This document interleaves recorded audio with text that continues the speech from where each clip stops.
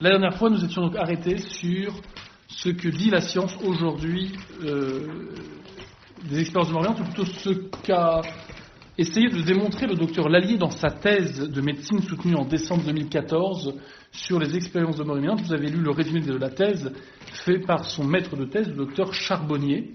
Je n'y reviens pas. On avait dit que celui-ci proposait comme modèle de compréhension du cerveau, pour rendre compte du fait des expériences de mort vivante dont j'ai longuement parlé les deux dernières séances, il proposait comme modèle de compréhension du cerveau de le comparer à un émetteur-récepteur tel une radio ou une télévision, soulignant par là que lorsque la télévision est cassée, bien sûr, on ne voit plus l'émission, mais l'émission en plateau, elle continue. Eh bien, notre cerveau, lorsqu'il est cassé, bien sûr, il ne peut plus exprimer quoi que ce soit de ce que nous connaissons, de ce que nous aimons, mais pourtant, nous continuons quand même bien à connaître et à aimer. Voilà.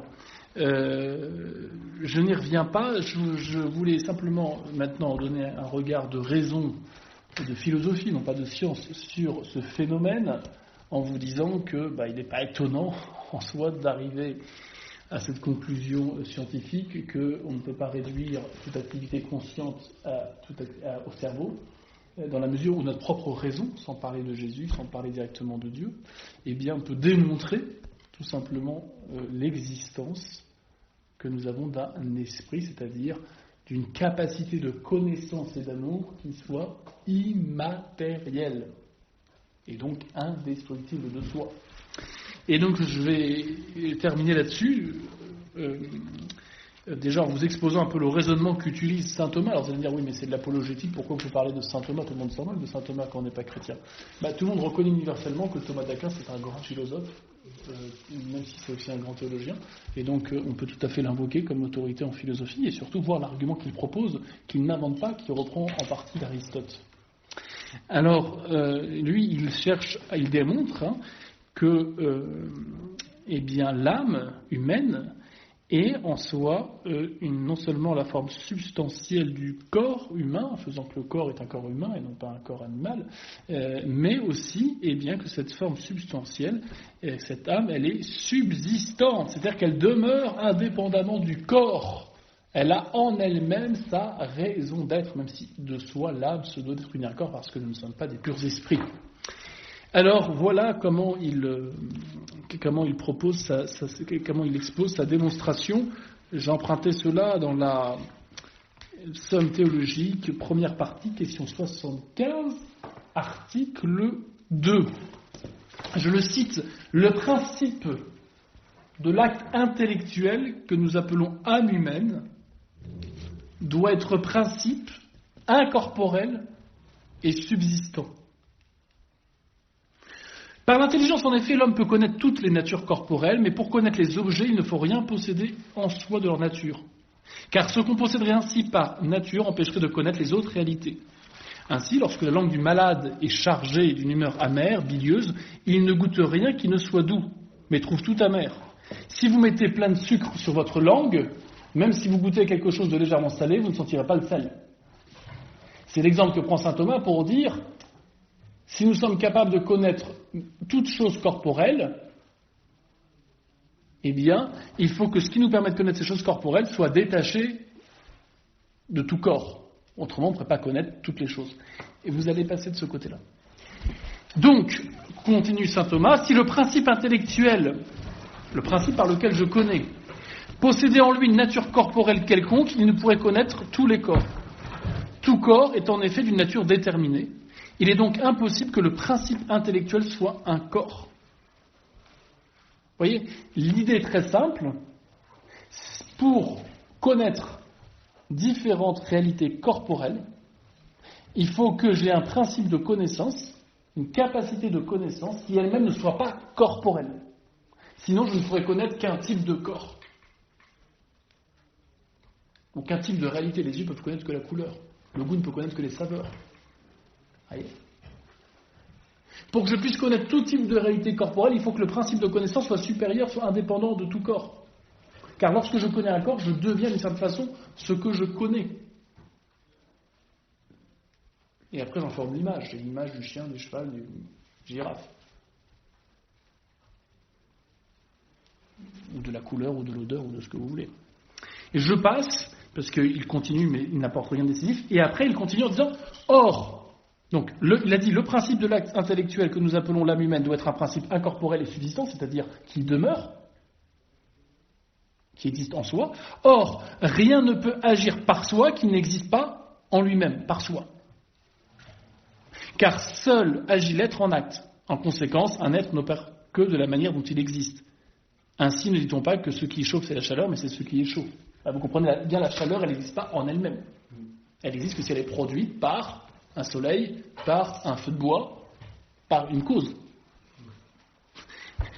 Donc, on comprend alors qu'il conclut comme ça, que l'âme humaine, c'est-à-dire l'intelligence, l'esprit, est une réalité incorporelle et subsistante.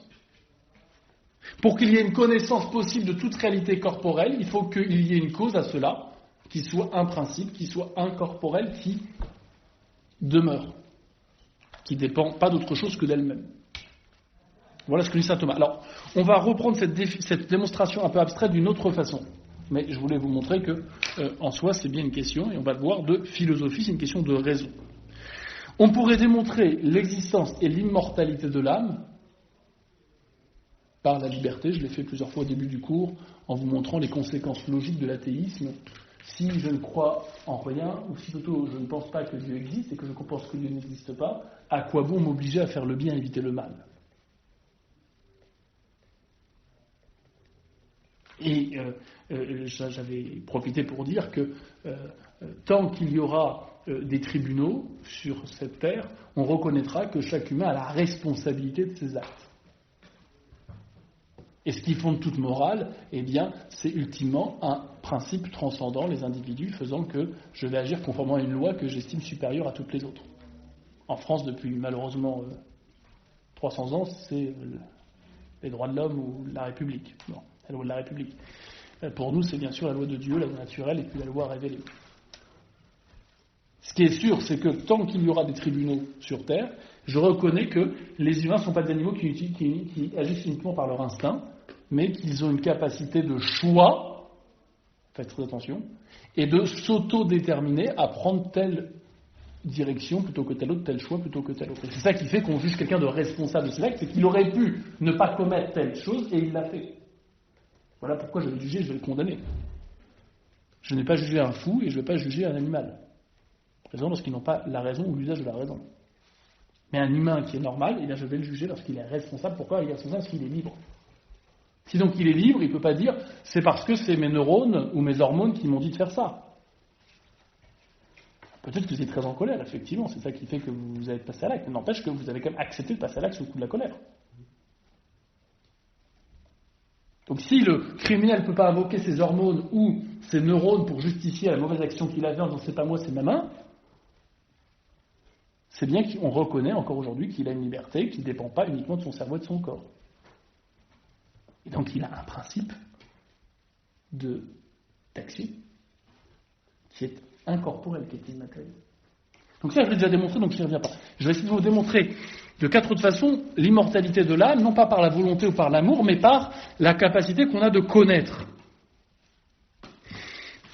De connaître pas simplement des réalités matérielles en les connaissant par leur couleur, leurs odeurs ou leur saveur. Ça, les animaux arrivent à avoir ce genre de connaissances. Mais on a des connaissances, on arrive à connaître les choses telles qu'elles sont par leur nature. On arrive à avoir une idée, autrement dit, d'un chien, d'un chat, d'une girafe, d'une maison, d'un pays, de la justice, de la vérité. Et ça, il n'y a que l'homme. L'animal n'a pas d'idée. Il n'a que des images de choses qu'il peut voir s'il a une vue. Donc à partir de cela, je vais essayer de vous démontrer l'immortalité de l'âme, qui explique du coup qu'il puisse y avoir effectivement des expériences hors du corps, comme ceux qu'ont pu rapporter les expérienceurs, ceux qui ont fait des expériences de mort imminente, puisque c'est comme ça notre sujet de départ. D'abord, première façon de prouver donc l'immortalité de notre esprit, de notre capacité de connaissance, de notre intelligence, c'est de dire que, en soi, toute cause, on l'avait vu avec la démonstration de l'existence de Dieu, tout effet a une cause, parce que tout ce qui n'existe pas par soi existe par un autre. Et cet effet, il est proportionné à la cause. Autrement dit, vous n'allez pas dire qu'un poème est réalisé par le jet hasardeux de lettres. Vous allez dire que c'est quelqu'un qui a pris un stylo et qui avait une intelligence et qui a pu écrire. Donc on remonte toujours, vous voyez, des effets à une cause qui est proportionnée, qui permet d'expliquer ce qu'on voit. Alors, il y a donc, pour ce qui est de la connaissance, on voit que effectivement l'intelligence humaine est capable de connaître des choses qui ne sont pas directement visibles ou audibles. Autrement dit, l'esprit humain est capable d'abstraire de ce qui l'entoure, des natures, de façon à avoir des idées de chiens, de chats, de girafes, de plantes, d'animaux, du monde, d'un pays. Mais aussi, on peut avoir en soi des notions abstraites de notre tête. Je sais pas, la partie est plus petite que le tout, ou le tout est plus grand que la partie. Ou la vérité. La vérité, c'est ce qui est l'adéquation de mon intelligence avec la réalité. Vous voyez, on arrive à faire des définitions. Donc ça, c'est le signe qu'on a une capacité, encore une fois, d'abstraction. Si donc on a cette capacité d'abstraction, d'avoir des idées des choses qui existent, et pas simplement des images, j'insiste, on doit avoir alors une capacité qui, elle-même, n'est pas matérielle. Si je suis capable d'avoir des idées, ça veut dire que j'ai une capacité qui me permet, pour avoir des idées, j'ai une capacité qui est immatérielle, une capacité de connaissance qui est elle-même détachée de la matière. Vous faites la différence entre l'image d'un chien et l'idée d'un chien ou pas? L'image d'un chien, elle est particulière. Vous allez avoir Médor ou Milou ou les 100 Dalmatiens, vous les avez en tête. Là, vous avez une image bien particulière avec, peut-être pas autre chose, s'il vous plaît, avec une figure, des couleurs, un poids. Et une réalité concrète. Une idée de chien, c'est beaucoup plus général. C'est même universel. Au point que vous pourrez reconnaître demain des chiens que vous n'avez jamais vus parce que vous en avez l'idée. Pensez à la justice. Si je vous demande de me faire une image de la justice, comment vous allez faire une image de la justice? Vous ne m'en ferez pas. Vous ferez éventuellement un symbole qui renvoie une idée, à savoir une balance. Si je vous demande de me représenter au tableau, dessinez-moi l'idée du beau. L'idée du vrai, qu'est-ce que le vrai? Faites-moi un dessin du vrai. Vous ne m'en ferez pas, c'est pas possible. Vous pouvez faire des symboles éventuellement, mais vous ne pouvez pas faire d'images, vous ne pouvez pas faire de dessin. Donc ça montre bien qu'il y a une différence essentielle entre la connaissance qu'on peut avoir des choses par leurs images qu'on en fait, ou plutôt qu'il y a une différence qu'il y a entre la connaissance que nous avons par les sens des choses qui nous entourent, qui nous permettent de fabriquer des images à l'intérieur de nous, comme Médor qui s'imagine son maître arriver parce qu'il a entendu les clés, il associe le bruit à l'image du maître. Il y a une différence entre ça et puis avoir l'idée de ce qu'est un humain, de ce qu'est un maître de chien, de ce qu'est une clé et une serrure. Si donc nous on a la capacité d'avoir ces idées, c'est qu'on a si on peut produire ces idées, c'est qu'on a une capacité qui est détachée de la matière, qui est elle aussi abstraite, qu'on ne peut pas représenter sur un tableau. Si je vous dis dessinez-moi l'intelligence, vous n'allez pas pouvoir. Si on ouvre votre tête, vous allez voir un cerveau qui peut, effectivement, lorsque vous réfléchissez, activer certaines zones, mais vous n'allez pas voir votre intelligence. Donc de la même façon que les idées ne sont pas visibles, elles ne sont pas matérielles, ce qui produit ces idées, l'intelligence, n'est pas matériel. C'est logique. Tout est fait à une cause, nous produisons des idées, or ces idées sont immatérielles, donc la cause de ces idées est immatérielle, l'intelligence. Deuxième preuve de l'existence d'une intelligence qui soit, une capacité de connaissance qui soit donc immatérielle et donc immortelle. Le fait que nous pouvons nous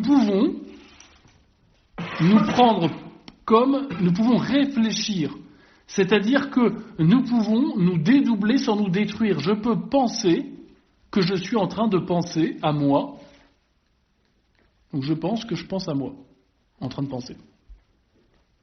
C'est possible ça. Timothée qui est en train de penser à lui-même, en train de penser à ce que je dis. C'est possible. Vous y arrivez tous. Pour avoir cette capacité de faire retour sur soi-même et se prendre soi-même pour objet de sa propre pensée, ça implique qu'on puisse se dédoubler sans se détruire. Or, ce n'est pas possible pour une connaissance matérielle. Prenez votre toucher. Le toucher ne se touche pas lorsque vous joignez deux doigts. Les cellules qui touchent ne sont pas les cellules qui sont touchées. L'œil ne se voit pas. L'oreille ne s'entend pas. Le goût ne se goûte pas. Le goût, il goûte d'autres choses. Vous voyez, vous n'avez pas la saveur de votre langue. La saveur que vous avez, c'est ce que vous mettez sur la langue. Les yeux n'ont pas de couleur d'autre que celle qu'elles voient. Vous voyez pas, quand vous avez des yeux marrons ou verts ou rouges, vous ne voyez pas tout en marron, tout en vert ou tout en rouge. C'est ça qui est magnifique. Vous voyez ? Tout ça pour dire que il est impossible d'avoir une connaissance sensible qui soit réflexive, c'est-à-dire qui se prenne pour son propre objet de connaissance. L'oreille ne m'entend pas, le goût ne me goûte pas, le toucher, quand je touche mon doigt qui touche un autre doigt, c'est pas les mêmes cellules qui sont touchées que les cellules qui touchent. Je ne sais pas si vous comprenez ce que je veux dire. Il n'y a pas possibilité, dans l'ordre de la connaissance sensible, de se dédoubler pour être à la fois celui qui connaît et celui qui est connu. Autrement, l'oreille pourrait s'entendre, le goût pourrait se goûter, la vue pourrait se voir. Non, par la vue, je vois ce qui m'entoure, mais je ne vois pas mon œil en train de voir. On est d'accord ? Bon. Alors que par mon intelligence, je peux me considérer, me comprendre, comme en train de comprendre, justement. Donc ce dédoublement possible, qui n'implique pas du coup une destruction, puisqu'il fait possible, il est le signe manifeste, comme je suis capable de faire retour sur moi-même, eh bien cela manifeste que mon intelligence n'est pas liée à tel ou tel organe, qui autrement se détruirait en se prenant pour son propre objet, si c'était possible. Parce que pour être à la fois celui qui est vu et celui qui voit, on ne peut pas être les deux en même temps. Donc soit vous prenez votre œil et vous l'enlevez, vous l'arrachez, là vous perdez la vue de cet œil que vous allez voir par l'autre œil. Mais c'est pas le même œil qui verra et qui sera vu. Voyez, je pense qu'effectivement vous comprenez ce que je veux dire. Bon, ok. Troisième argument. Le fait que l'intelligence, là c'est l'acte de connaissance lui-même. Pour connaître quelque chose, et pas simplement faire une image d'une chose qu'on a vue, mais connaître cette chose-là, en avoir une idée, connaître la nature de quelque chose, autrement dit, eh bien, je dois abstraire de la matière, je dois séparer de toutes les images que j'ai du chien, je vais séparer les points noirs des sangs dalmatiens, je vais séparer la taille, le petit cheveu de ma grand-mère ou le grand chien de mon parrain. Je vais enlever toutes ces caractéristiques pour retenir simplement ce qu'il y a de commun à toutes ces images de chien. Et là, je vais avoir une idée de chien. Cette capacité de séparation, d'abstraction de l'universel dans le particulier, de l'idée dans l'image, si vous voulez, implique cette abstraction que j'en ai une capacité qui elle-même soit dégagée de la matière, soit extérieure à la matière. Autrement, elle ne pourrait pas séparer des images ce qu'il y a de particulier pour retenir ce qu'on retrouve, ce qui est universel.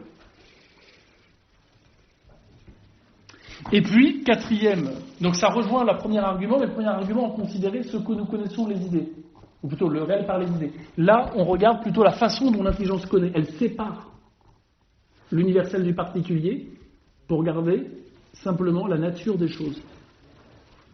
J'ai une idée de ce qu'est une poésie, j'ai une idée de ce qu'est un problème de mathématiques, j'ai une idée de ce qu'est un chien, j'ai une idée de ce qu'est une grand-mère.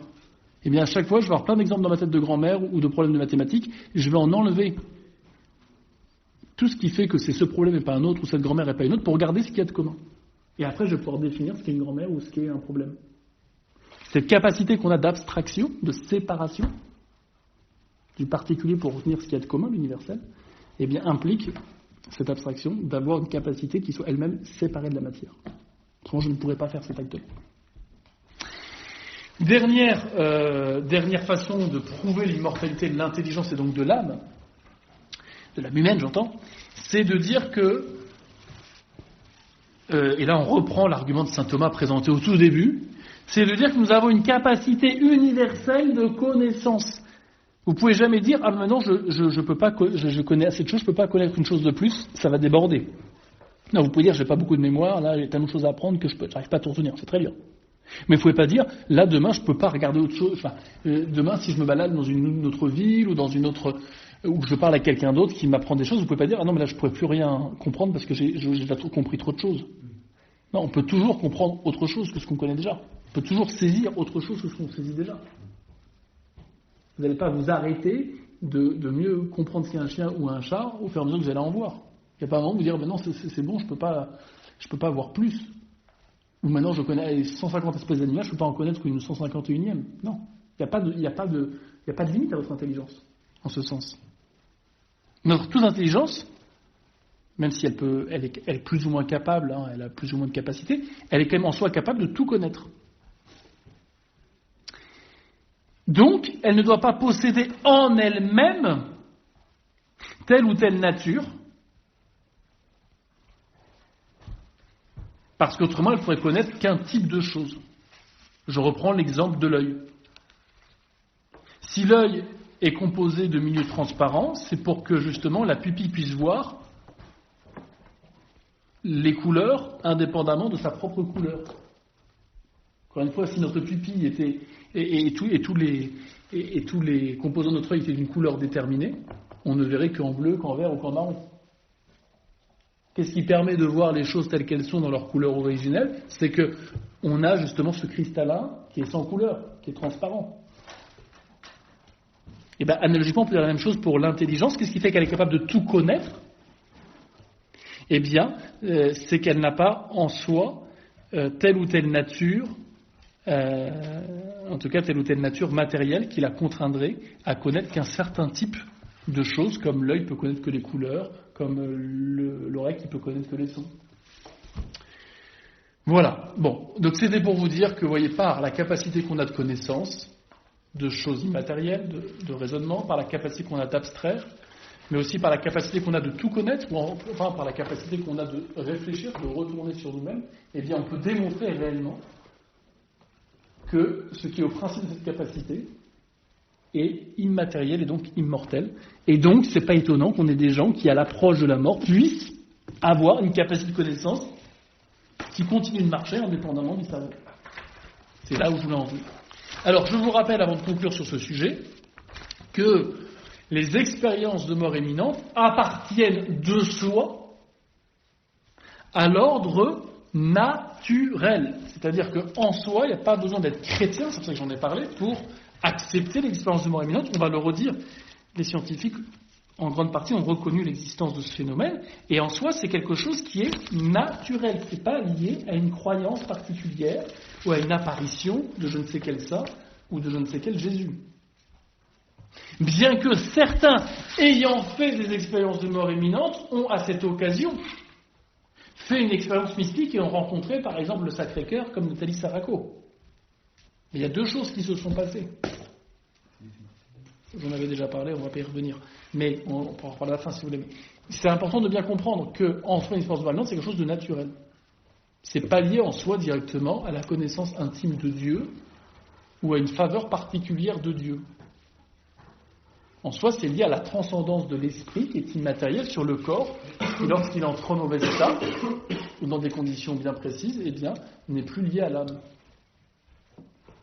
Et ainsi, dans certaines conditions bien précises, le corps n'étant plus lié à l'âme parce qu'il est trop déficient, l'âme exerce ses facultés indépendamment du corps et a accès à un autre monde que le nôtre matériel, bien sûr. Mais ce n'est pas lié, encore une fois, à une intervention extraordinaire de Dieu ou à un miracle.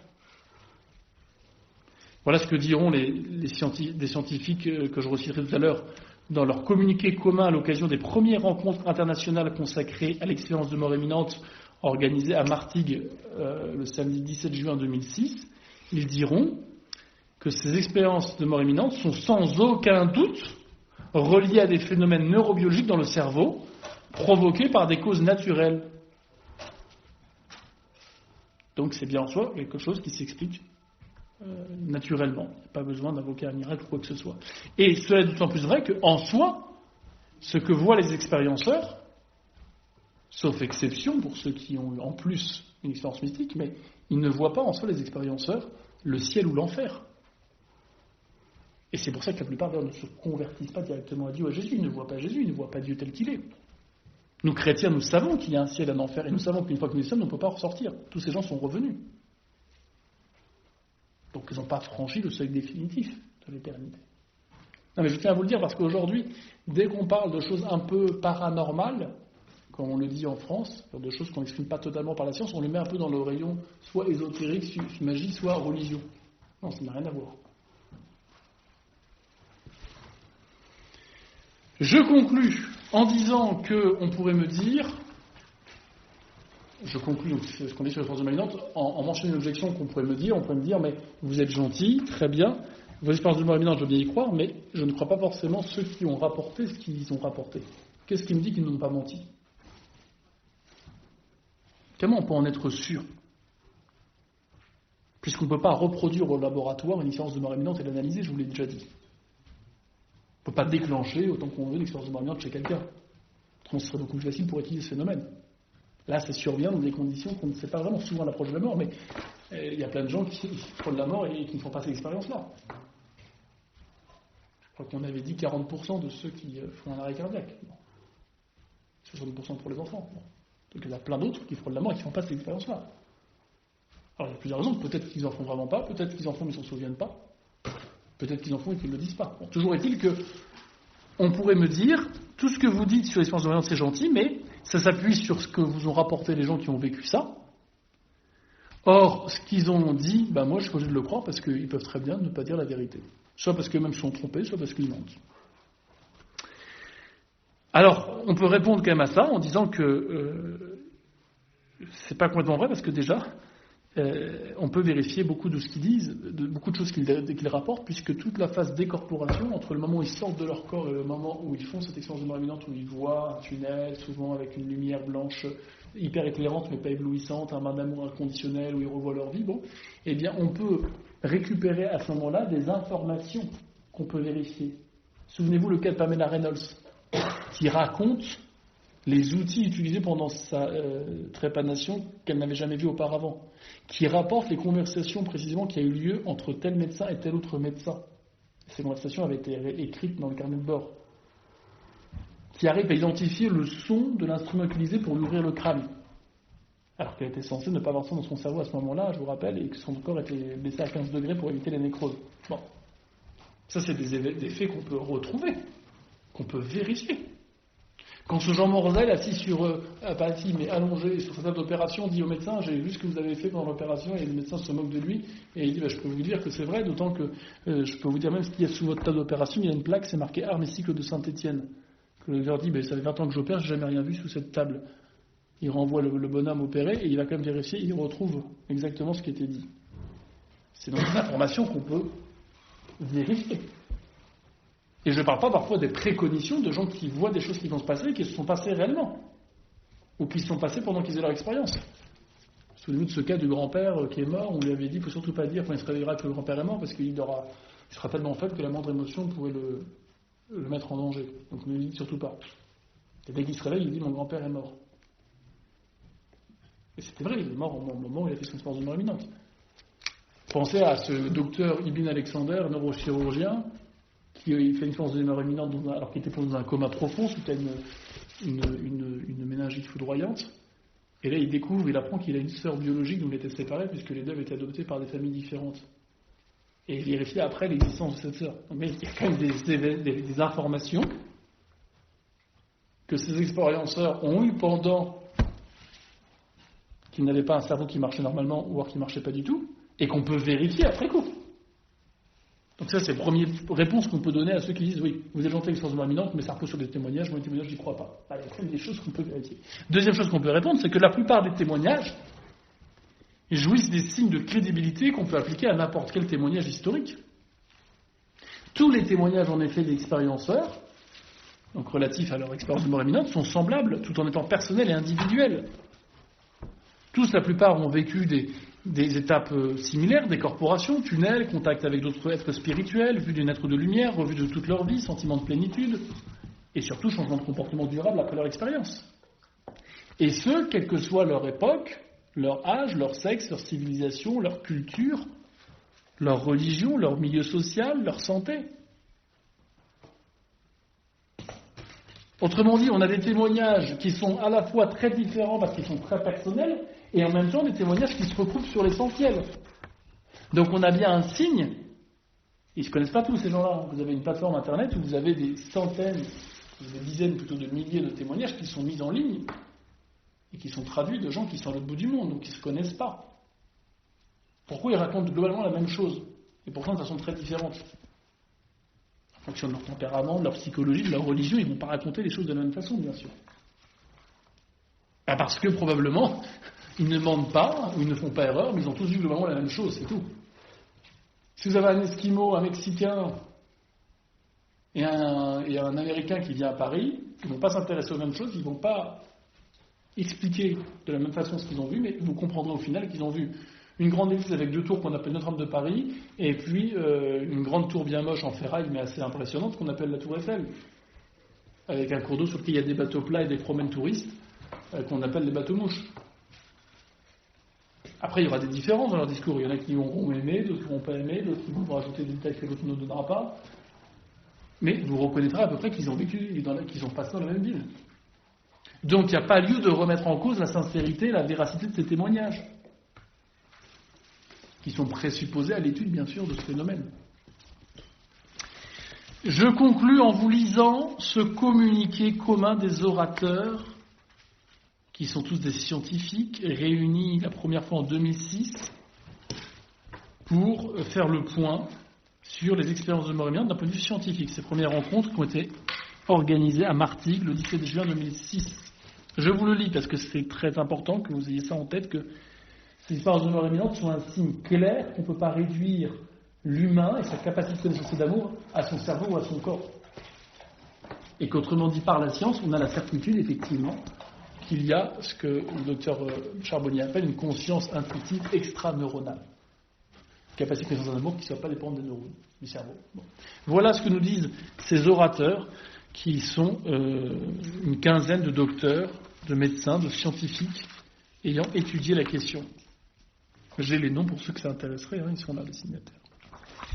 Nous sommes un groupe de médecins, praticiens ou chercheurs de différentes disciplines et nationalités.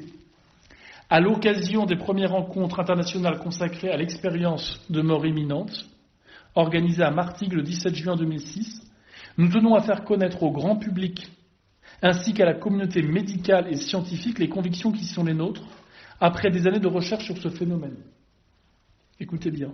Bien que, d'un point de vue scientifique, le déclenchement de l'expérience de mort imminente soit sans aucun doute relié à des phénomènes neurobiologiques dans le cerveau, son contenu extrêmement riche et complexe ne peut être réduit à une simple illusion ou à une hallucination produite par un cerveau en souffrance à l'instant de la mort. La réalité de l'expérience humaine n'est pas exclusivement déterminée par des mécanismes neurobiologiques. Et la signification de l'expérience de mort imminente ne peut pas se réduire au simple processus neurobiologique qui accompagne sa survenue dans le cerveau. Autrement dit, on ne peut pas expliquer l'existence de mort imminente uniquement par un dysfonctionnement ou un fonctionnement étonnant du cerveau. Il y a autre chose. Certaines avancées, poursuivent ces scientifiques, certaines avancées scientifiques majeures ont pu être acquises grâce à l'étude des manifestations inhabituelles ou exotiques de phénomènes que l'on croyait avoir compris dans leur intégralité. Il est très important que les scientifiques puissent conduire des recherches dans différentes disciplines, en particulier les neurosciences, sans préjugés d'aucune sorte. En ne partant pas du principe qu'il est impossible qu'un homme puisse connaître un enfant de son cerveau, c'est ça qu'ils veulent dire. Parce que beaucoup pensent que la conscience, c'est quelque chose qui est sécrété par le cerveau, comme la bile est sécrétée par le foie. Ça, c'est un préjugé. Donc ils demandent qu'on puisse continuer à rechercher sans qu'il y ait de préjugés. Je poursuis ce communiqué. Il est très d'importantes publications dans des revues scientifiques à comité de lecture, comme Nature ou The Lancet, qui sont des revues scientifiques, ont permis une meilleure acceptation de ces recherches dans la communauté médicale et scientifique, et sont un premier pas vers la constitution d'un corpus de connaissances reconnu par cette dernière. Il faut savoir que beaucoup de scientifiques qui sont intéressés à ces phénomènes, spécialement en France et en Europe plus généralement, sont passés un peu pour des gens marginaux, ou pas forcément très sérieux. Là, aux États-Unis, il y a une beaucoup plus grande liberté, par exemple, ou en Suisse. Bon. Nous pensons que cet effort de recherche doit être encouragé pour progresser dans la compréhension de l'expérience de mort imminente. Même si ce phénomène remet en cause les conceptions établies sur la nature de la conscience et le fonctionnement du cerveau. Donc ces scientifiques demandent de pouvoir rechercher librement et honnêtement à comprendre d'où viennent ces expériences de mort imminente, même si ça doit remettre en cause notre façon de comprendre le cerveau. Aujourd'hui, on comprend le cerveau comme la cause de toute connaissance. S'il n'y a pas de cerveau, il n'y a plus rien. C'est pas simplement un émetteur, un récepteur, mais c'est même la cause de la connaissance. Pour eux, l'intelligence, c'est dans le cerveau. L'expérience de mort imminente conclut, donc il conclut ce communiqué comme ça, l'expérience de mort imminente, comme d'autres états modifiés de conscience, ouvre une nouvelle voie de recherche pluridisciplinaire. Cette voie est porteuse d'espoir et de progrès pour l'humanité. Nous formons le vœu que les instances médico-scientifiques et les pouvoirs publics en prennent la juste mesure. C'est ce communiqué, vous pouvez retrouver sur Internet, que je peux vous envoyer, qui est signé donc par notamment le docteur Raymond Moody, qui est celui le premier à avoir dit « ça suffit, on ne peut pas traiter des expérienceurs comme des gens qui sont fous ou qui ont fait des hallucinations et qu'il faut traiter en psychiatrie ». Ce qui est intéressant, c'est qu'il est psychiatre et philosophe. Donc c'est signé par le docteur Raymond Moody, c'est signé par le docteur Pim Van Lommel, qui est un cardiologue, auteur de l'étude notamment Expérience de mort imminente après un arrêt cardiaque, publié dans la revue médicale scientifique, un comité de lecture international, The Lancet, donc qui est lui néerlandais, Pays-Bas. C'est signé aussi par le docteur Sam Parnia, qui est médecin spécialiste en soins intensifs et respiratoires, chercheur détaché au Weill Cornell Medical Center de New York. C'est signé aussi par le docteur Mario Borgard, neurologue, chercheur en neurosciences, spécialiste de neurothéologie. Il va se pencher notamment sur l'étude d'état mystique.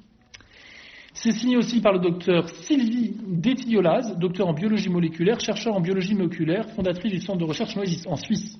Il y a un centre de recherche qui consacre une partie de ses recherches sur l'expérience de mort imminente. C'est signé aussi par le docteur Jean-Pierre Jourdan, je vous en ai parlé, médecin et responsable de recherche médicale Jans France. Et le docteur notamment Jean-Jacques Charbonnier, médecin anesthésiste réanimateur, auteur de pas mal d'ouvrages, notamment un qui s'appelle Deadline, qui est assez connu. Je ne vais pas continuer ceux qui ont signé, mais voilà pour les principaux noms qui ont signé ce communiqué. Donc ce n'est pas des catholiques, ce n'est pas des mystico-dingos, ce sont des médecins. Et pour la plupart des chercheurs de métier. Je conclus ma conclusion en vous disant que ce qui est évident bien sûr pour le philosophe quant à l'existence et à l'immortalité de l'âme à cause de l'intelligence et de la volonté qui sont nécessairement immatérielles pour les raisons que nous avons dites, que si pour le philosophe l'immortalité de l'âme est quelque chose d'évident, en tout cas suite aux démonstrations qu'on a faites, cela le devrait aussi pour le scientifique, en tout cas pour celui qui accepte honnêtement, comme certains, les conclusions qu'il peut déduire de l'existence des expériences de mort imminente. S'il y a des difficultés qui peuvent être soulevées tant au niveau philosophique que scientifique par les expériences de mort imminente, ce qui est sûr, c'est qu'on peut dire que les expériences de mort imminente nous confirment et rappellent ce que la philosophie nous dit déjà, à savoir qu'il y a une distinction réelle entre le corps et l'âme, qu'on appelle souvent conscience, qu'il y a une transcendance de l'âme sur le corps, même si le corps est en mauvais état, l'âme continue à agir, il n'est pas enfermé dans ce corps, que l'âme, ou plutôt que la conscience pour les scientifiques, eh bien, n'étant pas le cerveau, elle est immatérielle, et donc immortelle, et qu'enfin, il existe, selon ces expérienceurs, un être de lumière ayant les mêmes perfections que celui qu'on appelle Dieu et qu'on a démontré au début de cette partie des théistes.